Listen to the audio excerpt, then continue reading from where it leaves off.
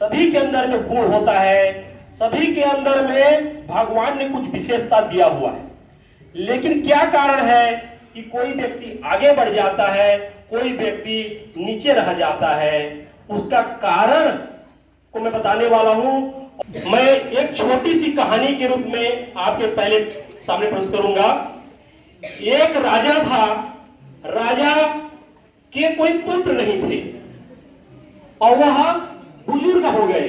तो उन्होंने सोचा कि मेरा इतना बड़ा राजपाट है, उस राजपाट को चलाने के लिए उत्तराधिकारी चाहिए। तो उन्होंने एक युक्ति निकाला। क्या युक्ति निकाला? कि उत्तराधिकारी चुनने का। उन्होंने अपने नगर में सूचना फैला दिया कि कल राजकुमार चयन किया जाएगा। उसके लिए एक कार्यक्रम का आयोजन किया गया है। जो व्यक्ति गुड़ेली से दौड़ते हुए चंद्रपुर मंदिर तक दौड़ते हुए जाएगा और दौड़ते हुए जाकर के चंद्रपुर की चंद्रासिनी मंदिर पहले पहुंचेगा, उसको इस नगर का राजा गुड़ेली का बना दिया जाएगा। ऐसा उन्होंने अपने नगर का वह किया। तो सभी नगर के युवा लोग जो दौड़ सकते हैं, युवा है, राजकुमार बनने की इच्छा है, सभी कोई दौड़ में शामिल हो गए। राजा ने विसिल बजाया और दौड़ चालू हो गया। सभी कोई राजकुमार बनेंगे ऐसे सोच करके दौड़ने लगे। तो सामने क्या देखते हैं? सामने में बिछा हुआ था सोना, चांदी, हीरा, मोती, जवाहरात, धन संपत्ति से पूरा सड़क बिछा हुआ था। तो लोगों ने सोचने लगा कि अगर मैं, इतने लोग दौड़ रहे हैं, अगर मैं भी दौड़ूंगा तो पता नहीं पहलाऊंगा कि नहीं। इससे अच्छा इतना धन संपत्ति मिल रहा है, इसी को उठा लूं, पता नहीं वो तो राजकुमार बनूंगा कि नहीं बनूंगा।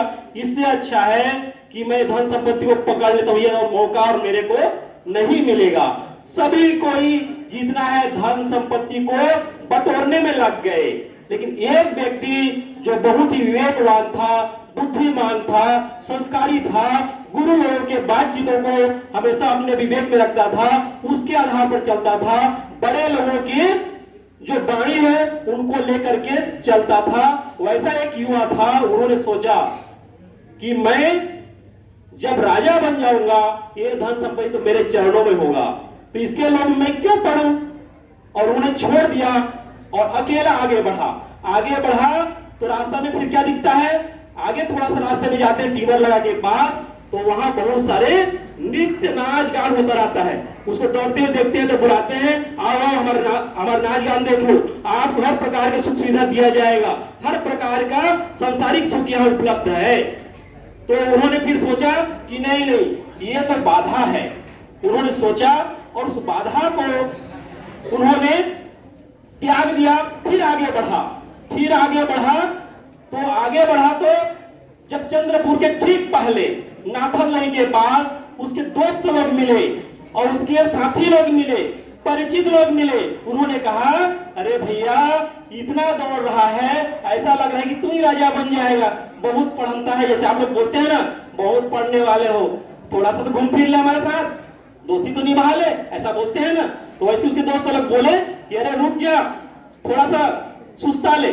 तो बोलता है नहीं सुस्ताऊंगा। तो उसके दोस्त लोग गाली देने लग जाते हैं, अरे तू अपना दोस्ती को छोड़ करके हमारे बात को नहीं मार रहा, गाली देने लगते हैं। तो उसके गाली से भी गुस्सा नहीं होता है और वह चंद्रासिनी मंदिर के पास दौड़ते हुए चढ़ करके पहुंच जाता है। वहां जैसे ही जाता है, वहां पर सभी राजा लोग उपस्थित रहते हैं, उनको चुन लेते हैं और राजकुमार के रूप में उसको प्रतिस्थापित कर देते हैं और चुन लिया जाता है। तो ये कहानी सिर्फ कहानी नहीं है, ये हमारे जीवन में वैसी होता है। हमारा जो लक्ष्य है, अच्छे अंकों से पास होना, अच्छे अंक प्राप्त करना, पढ़ाई के रास्ते में अगर हम पढ़ने के लिए निकलते हैं, पुस्तक को खोलते हैं, तो हमको याद आता है हमारे साथी लोग, मित्र लोग, मोबाइल चलाने का मन करता है, घूमने फिरने का मन करता है, ये वही बाधा है सोना चांदी जैसा।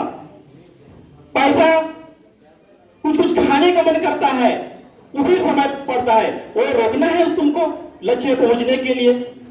जब थोड़ा सा उससे हम बच जाते हैं, आगे बढ़ते हैं, तो हमको नाना प्रकार के विभिन्न भोग वासनाएं हमको मन को प्रताड़ित करता है कि थोड़ा सा टीवी देख लो, थोड़ा सा मोबाइल देख लो, थोड़ा सा मेरे दोस्त के बारे में सोच लो। ऐसा मन भटकाता है, पढ़ने नहीं देता, आगे बढ़ने नहीं देता। उसी तरह से ये कामना हमको रोकता है लक्ष्य में पहुंचने के लिए। उसी तरह से जब आगे बढ़ते हैं, साथी लोग, दोस्त लोग, मित्र लोग हमको रोकते हैं, बहुत पढ़ने वाला है तू, तो थोड़ा सा भी समय नहीं निकालता है, फोन करने के लिए भी समय नहीं है। इस तरह से क्रोध कर रहते हैं। इस तरह से अपने लक्ष्य में पहुंचने के लिए ये बाधा आप लोगों के सामने में आता है। तो इन बाधा से हमको अगर बचेंगे तभी जैसे वो राजकुमार बन पाया, तभी हम अपने लक्ष्य को प्राप्त कर पाएंगे। और सबसे बड़ी बाधा होता है ये जो काम वासना है, ये इस उम्र की ये प्राकृतिक आकर्षण है जो व्यक्ति को सबसे बड़ा शत्रु है। गीता में कहा गया है श्री कृष्ण भगवान के द्वारा, त्रिविधम नरकस्य इदं द्वारम नाशनमात्मनः कामं क्रोधं तथा लोभं तस्मात् एतत् त्रयम्। ये जो काम है, क्रोध है और लोभ है, ये तीनों हमारे लक्ष्य को प्राप्त करने में बाधा डालता है। आप सबके लिए मैं कहना चाहूंगा, प्यार का मतलब, प्रेम का मतलब वासना नहीं होता है, स्वार्थ नहीं होता है। प्रेम का मतलब होता है त्याग। हम कितना जिससे प्रेम करते हैं उसके बदले त्याग कर सकते हैं। जैसे सच्चा त्याग कौन करता है? माता पिता करते हैं। अपने सुखों को, अपने हर प्रकार के सुखों को त्याग करके अपने बेटी बेटा के लिए क्या करते हैं? वो निछावर कर देते हैं और अपने प्रतिरूप के रूप में देखना चाहते हैं। लेकिन हम लोग क्या करते हैं? वह बाधा में भटक करके क्या कर लेते हैं? लड़की लड़का के चक्कर में फंस करके हम उस माता पिता के मूल भावना को छोड़ करके भटक जाते हैं और उस उन्नत को नहीं पहुंच पाते, नीचे गिर जाते हैं। तो प्रेम का मतलब होता है त्याग। जिससे आप प्रेम करते हैं उसके प्रति त्याग करिए। ये शरीर का सुख ही सर्वोत्तम सुख नहीं है, इससे आगे है त्याग का सुख। आपको जीवन भगवान ने जन्म दिया है तो वह आपको मिलेगा ही, लेकिन उम्र में मिलता है। विवाह जो योग्य होते हैं तो अपने माता पिता जो होते हैं आपसे ज्यादा चिंतन करते, ज्यादा सोचते हैं। अपने बुरी आदतों को त्यागोगे तो क्या होगा? त्यागोगे तो क्या होगा? अनिश्चित कर्म करने से खपा होते हैं न्यायेश्वर। अनिश्चित कर्म करने से खपा होते हैं न्यायेश्वर। गर सुख मार्ग पर निश्चित चलाओगे तो क्या होगा? चलाओगे तो क्या होगा? प्रथम अपने चरित्रों को सुधारोगे तो क्या होगा? सुधारोगे तो क्या होगा? मूल चीज है चरित्र, उसी को मैं प्रतिपादित करने के लिए गीत गाया। और समय को देखते हुए मैं इतना कहना चाहूंगा कि वो देखो पास खड़ी मंजिल इंगित से हमें बुलाती है। वो देखो पास खड़ी मंजिल इंगित से हमें बुलाती है। मेहनत से आगे बढ़ने वालों के माथे पर तिलक लगाती है, माथे पर तिलक लगाती है।